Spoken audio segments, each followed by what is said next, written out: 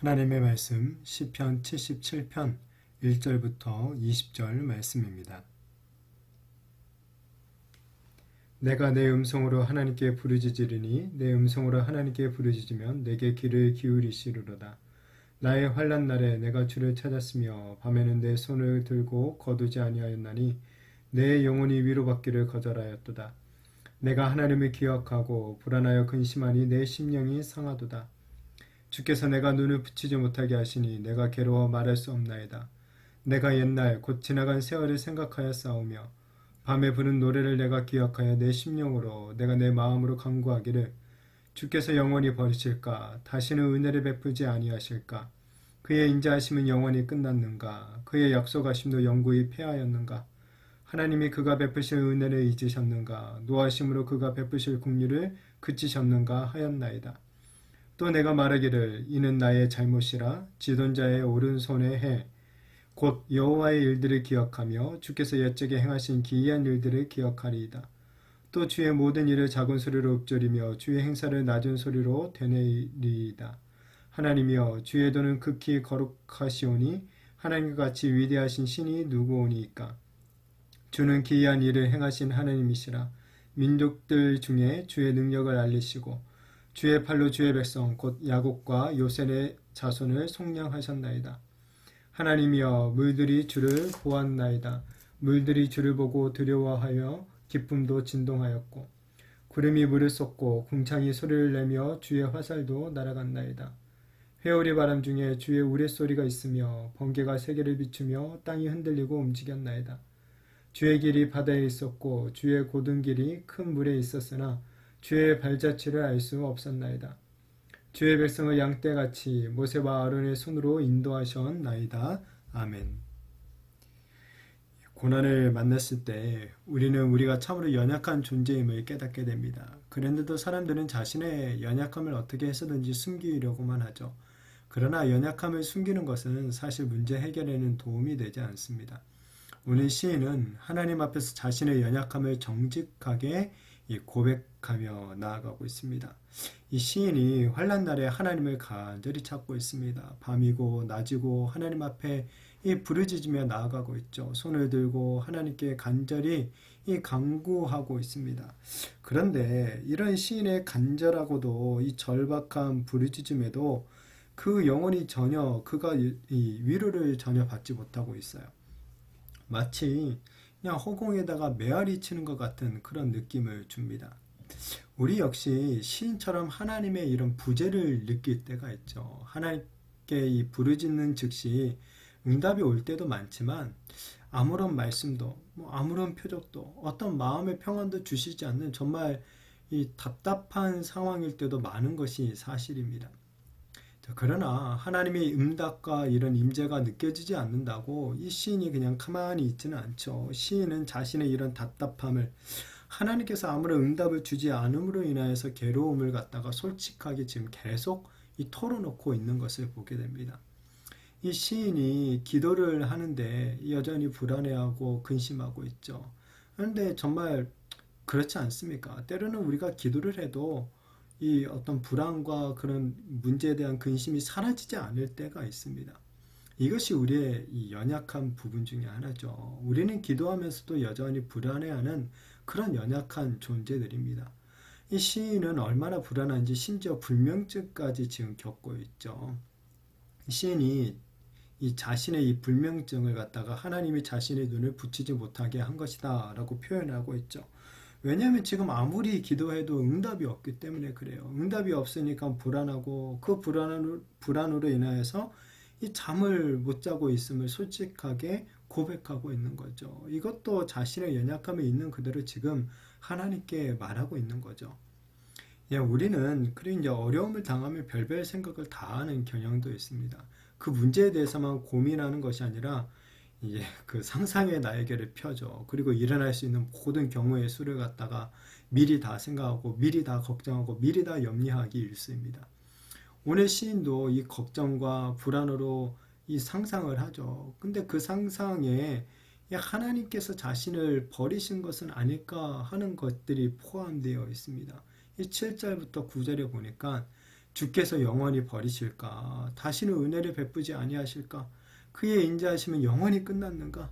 그의 약속하심도 영구히 폐하였는가? 하나님이 그가 베푸실 은혜를 잊으셨는가? 노하심으로 그가 베푸실 긍휼을 그치셨는가 하였나이다. 라는 이런 이 부정적인 생각들, 어떤 회의적인 생각들이 시인의 머릿속을 갖다가 가득 채우고 있는 것을 보게 되죠. 이것도 우리의 이 연약함을 잘 보여주고 있는 것 같습니다. 우리는 어렸을 때부터 이제 교회 다니신 분들은 많이 들어왔겠지만, 우리는 이제 많이 듣지만, 하나님을 의심하면 안 된다. 우리는 많이 배웁니다. 그렇죠. 하나님 의심하면 안 됩니다.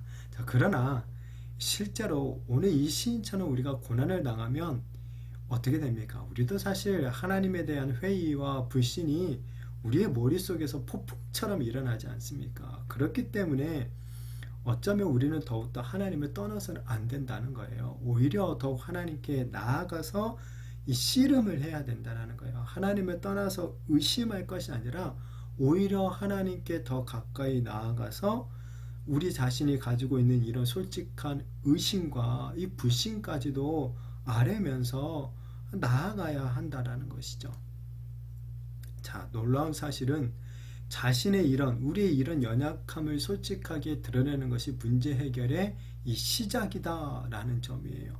하나님 앞에서 괜찮은 척, 아무런 문제가 없는 척 하는 것, 정말 아무런 도움이 되지 않는 거죠. 자신의 연약함, 부족함을 인정하고 하나님께로 가까이 나아가야 하는 것입니다. 이게 이제 문제 해결이 시작되는 것이죠.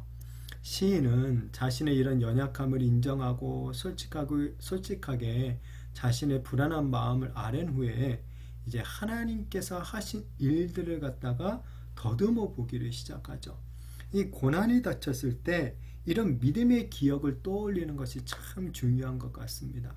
이 어려운 일을 당하는 것이 사실 처음은 아닐 거예요. 강도의 차이는 있지만 그동안 살아오면서 우리는 크고 작은 이 유사한 어려움들을 겪었어요. 그리고 그것들을 갖다가 믿음으로 또 은혜 안에서 해결한 그런 경험들을 가지고 있는 거죠. 그런 일들을 다시 한번 살펴보는 것입니다. 그러면 그 어려운 가운데서도 우리를 도와주셨던 하나님의 선한 손길들을 다시 한번 깨닫게 되는 것입니다.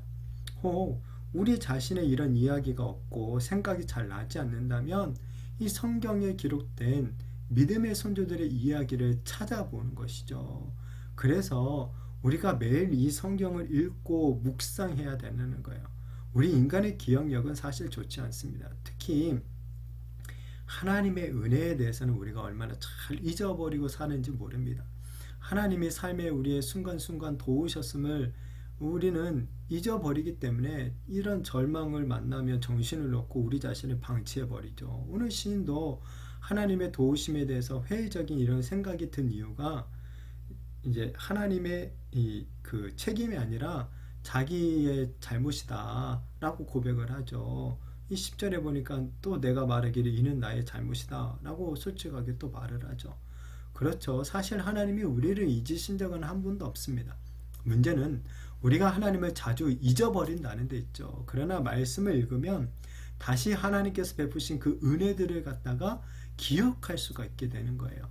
하나님이 우리를 위해 행하신 놀라운 일들을 묵상해야 되는 것이죠. 연약한 우리 자신에게 빠져서 우리 머릿속에서 돌고 도는 별별 생각에만 빠져 있어서는 안 되는 거죠. 오히려 하나님께 우리의 생각을 고정하고 하나님께서 우리에게 행하신 그 놀라운 구원의 일들을 기억해낼 때 우리는 하나님을 의지할 수 있게 되는 거예요. 우리의 인생의 그 문제들을 갖다가 하나님께 맡길 수가 있게 되는 거죠.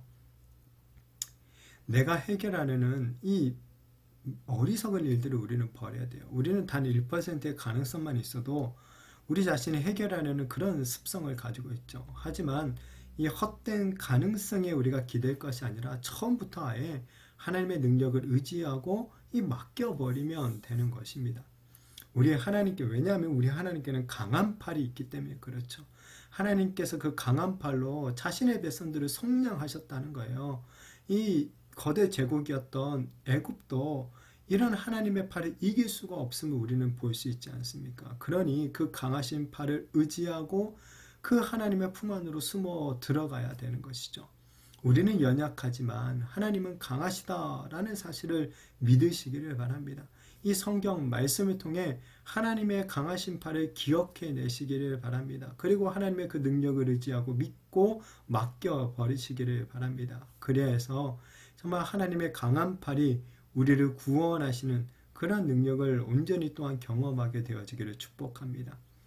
이 고난을 당할 때 말씀을 기억하시기를 바랍니다. 하나님의 말씀을 묵상하는 가운데 하나님께서 어떠한 분이신지, 하나님이 얼마나 강하신 분이신지, 하나님의 능력이 얼마나 크신지를 다시 한번 기억해 내시기를 바랍니다.